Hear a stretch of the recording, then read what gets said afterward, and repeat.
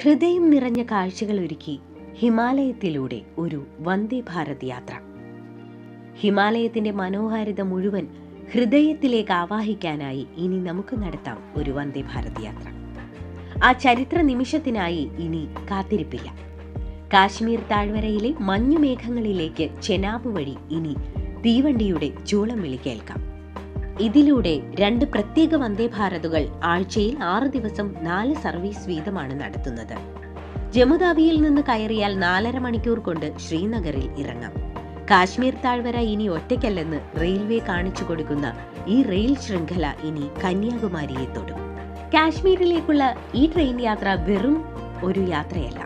ഉധംപൂർ ശ്രീനഗർ ബാരാമുള്ള ലൈനിലെ എഞ്ചിനീയറിംഗ് വിസ്മയം നമുക്ക് പുതിയൊരു അനുഭവം തന്നെയായിരിക്കും.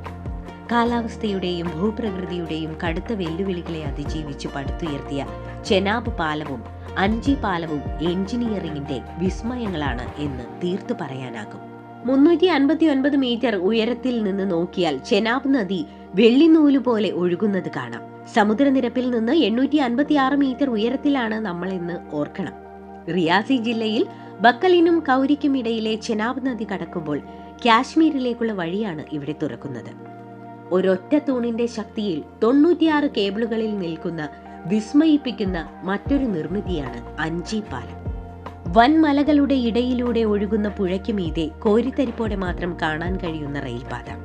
ഇന്ത്യയുടെ ആദ്യത്തെ കേബിൾ റെയിൽ പാലം.